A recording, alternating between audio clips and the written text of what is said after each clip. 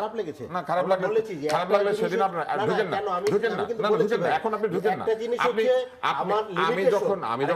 তার public স্পেয়ারে space দিচ্ছি দুই জিনিস না শোনেন দুই উনি মাঝখানে কথা ওনারা বলতে বলেন ওনারা সংসদে এটা করে ওনারা সংসদে শেষ করি তারপরে ওনারা সংসদে এটা করে একটু পরে প্ল্যাকার্ড বের করতে পারে প্রথম অধিবেশনে এই দুজন না থাকলে পরে সভাপতিত্ব কে করবে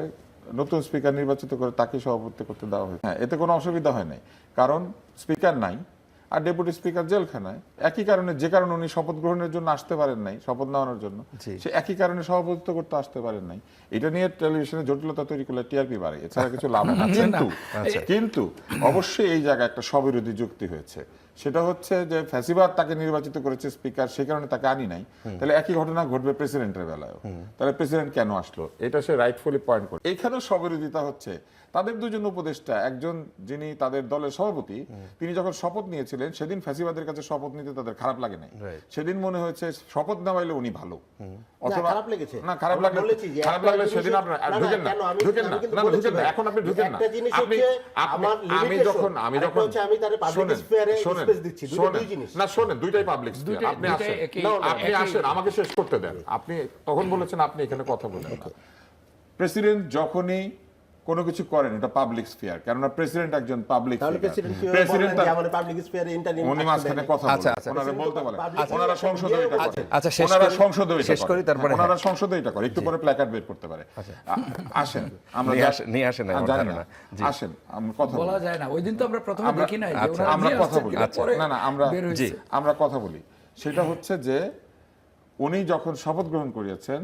তখন ওনারা যেটা নিয়ে ব্যস্ত হয়েছিলেন সেটা হচ্ছে শপথের পিছনে বঙ্গবন্ধুর ছবি ঝুলবে নাকি ঝুলবে না এটা নিয়ে তারা ব্যস্ত হয়েছিলেন কিন্তু এটা তারা বলেন নাই যে আওয়ামী লীগের নির্বাচিত প্রেসিডেন্টের কাছে আমরা শপথ নিব না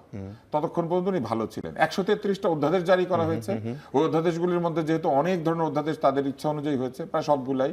অতএব তারা সেখানেও বলেন নাই অবৈধ প্রেসিডেন্ট কেন অধ্যাদেশ সাইন করে তার মধ্যে সবচেয়ে অধ্যাদেশ কোনটা গণভোটের যে জুলাই আদেশ সেটা কে সাইন করেছেন এই অবৈধ রাষ্ট্রপতি এত অবৈধ যে তাকে চেহারা পর্যন্ত তারা সহ্য করতে পারে না কিন্তু সাইন করলে এটা সহ্য করে ওই যে পঠিত হইলে ঠিক আছে হ্যাঁ না হলে ঠিক নাই এইবার আছেন উনি ওখানে ঢুকেছেন জাতীয় সংগীতের সময় ওনারা যে দাঁড়ান নাই হান্নান মাসুদ বলেছেন যে তারা শুনতে পান নাই আমি ওইটাকে ধরে নিচ্ছি কারণ হান্নান মাসুদ তো একজন অত্যন্ত গুরুত্বপূর্ণ নেতা কিন্তু আপনি এই জায়গাটা চিন্তা করে দেখেন তার অভিশংসন তারা চায় অভিশংসনের যে নিয়ম আছে সেই নিয়মের মধ্যে কোথায় আছে যে ওনার নির্বাচন পদ্ধতি নিয়ে আপত্তি থাকলে তাকে অভিশংসন করা যাবে অভিশংসনের সুনির্দিষ্ট নিয়ম আছে কেন কাউকে অভিশংসন করা যায় আর অভিশংসন করতে ইচ্ছা করলে 2/3 সংখ্যাগরিষ্ঠতা পেয়ে আপনারা এসে অভিশংসন করে দিতেন ইমপিচ করতেন কিন্তু ইমপিচমেন্টের সময় তো বলতে হবে ওনাকে কেন অভিশংসন করা হচ্ছে এবার তারা ধন্যবাদ শুরুতে দেখেন আমাকে একটা উত্তর দিয়েছিলেন ধন্যবাদ প্রস্তাবের নিয়ে আমরা আলোচনা করব যে জিনিস আপনি শোনেন নাই সেই জিনিসের ধন্যবাদ ঠিক হলো না ভুল হলো আপনি কিভাবে বুঝবেন আমরা শুনি না আমরা পড়েছি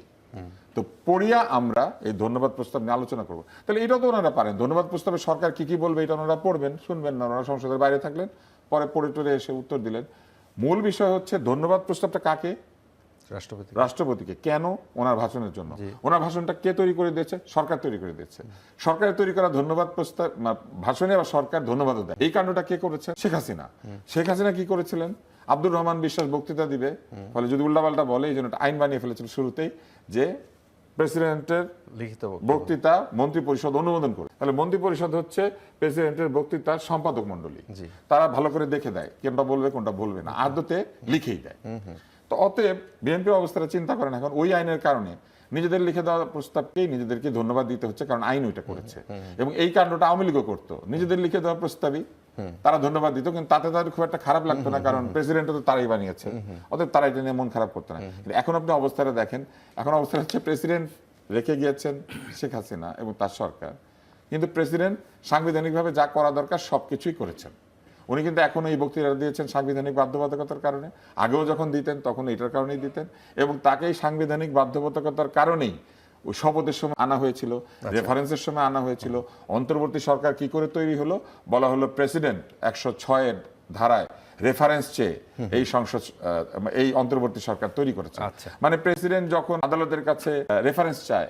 ডক্টর ইউনূসকে প্রধান উপদেষ্টা বানানোর জন্য তখন উনি ঠিক আছে তখন উনি ফ্যাসিবাদের দোষর না কারণ ইউনূস সাহেব উপদেষ্টা হবেন আপনি আর আমি হইলে তখন কিন্তু আমার দোষর হয়ে যেত কারণ আমাদের দুজনকে ওনাদের পছন্দ না ইউনূস সাহেবকে পছন্দ ওনাদের পছন্দের সাথে যেটা যেটা মিলে ওইটা ওইটা ঠিক আছে, যেটা যেটা মিলে না সেটা ফ্যাসিবাদী, সেটা দোসর, সেটা ট্যাগ, সেটা কালচারাল ফ্যাসিস্ট, সেটা গণমাধ্যম ফ্যাসিস্ট। ফ্যাসিস্ট শব্দটাকে ওনারা বেশ একটা সুন্দর জায়গায় নিয়ে গেছেন। এখন দেখলে মনে হবে যে আপনিও ফ্যাসিস্ট, আমিও ফ্যাসিস্ট, সবাই ফ্যাসিস্ট, খালি ওনারা ছাড়া